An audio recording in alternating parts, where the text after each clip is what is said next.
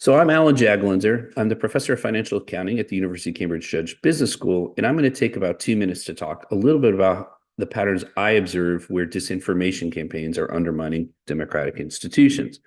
The common features that I see are that they often will identify existing or they'll create new social echo chambers. These are places where we have a tendency to silo ourselves and become part of communities that are like-minded, and we tend to ignore other people who don't feel or talk the same way that we do. So we see these happening in the social media feeds, for example, where we find groups who confirm our prior beliefs.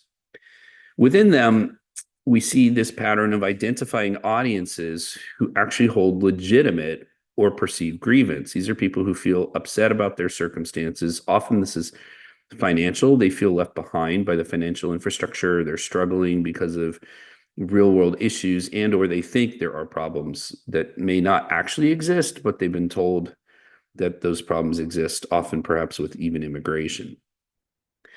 So these folks who are doing the disinformation campaigns will typically offer direct engagement with this aggrieved audience, and they'll usually target them now through things like podcasts or social media. There are many other ways that they target them and they communicate with them, but often these are the patterns. And the key is that they're going to communicate what I think are fundamentally populist messages to say, hey, we hear you, we understand, and what we're going to do is we're going to shift power back to you because it's this other party, it's these other people who are causing your problems.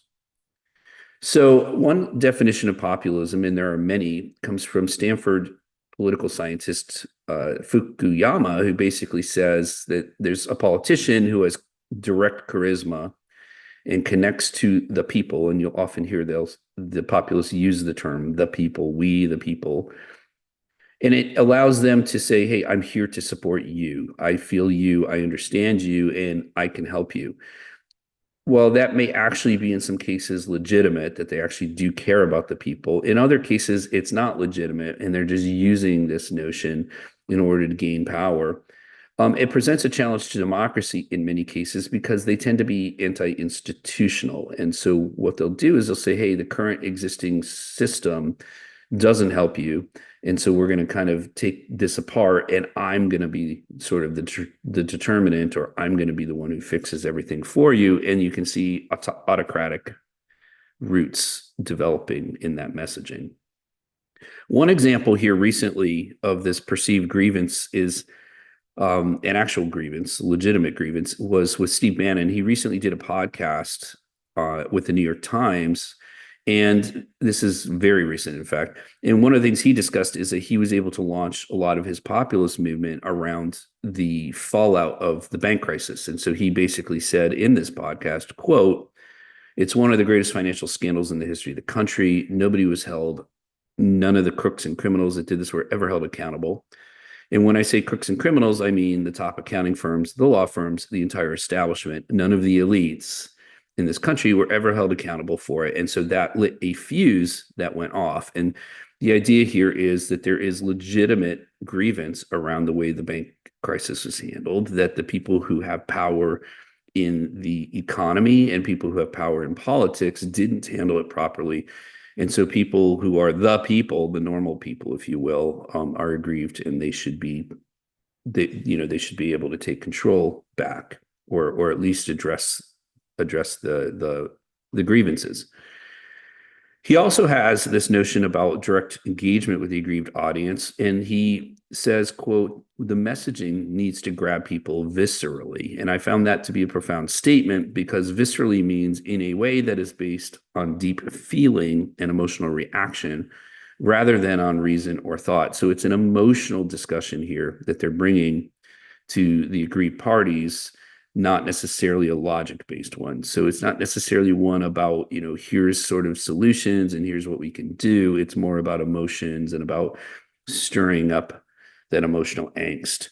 And we see this messaging happening in another example where Mr. Musk is trying to change the narrative around governments around the world. And so one recent example is he came out and he started setting the narrative. This is back in January in the UK government, where you could argue that the prime minister has a myriad of things that the prime minister has on an agenda. And I don't want to speak to the politics of the prime minister of this country that I live in, but you can imagine they might include, for example, the NHS system or dealing with EU on trade. So there's probably a huge list of agenda items. And what happens is Mr. Musk decided to run, as this says, 40 times within a day, a bunch of social media narratives that are very emotionally provocative around claims around pedophile rings in the UK. And ignoring the legitimacy,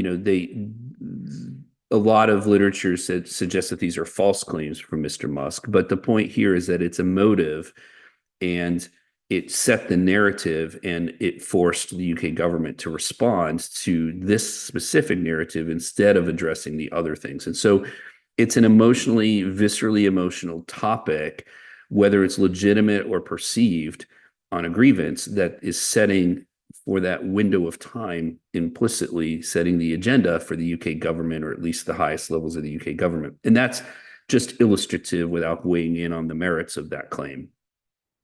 So again, just briefly, what I see for patterns in disinformation campaigns that are undermining some of the democratic institutions globally is identifying social echo chambers that exist or creating them, then identifying audiences within these echo chambers who hold legitimate and perceived grievance, offering direct emotive engagement with this aggrieved audience through podcasts or social media, and supporting a populist message that offers them a sense of power they haven't felt and an outgroup to blame for the grievances.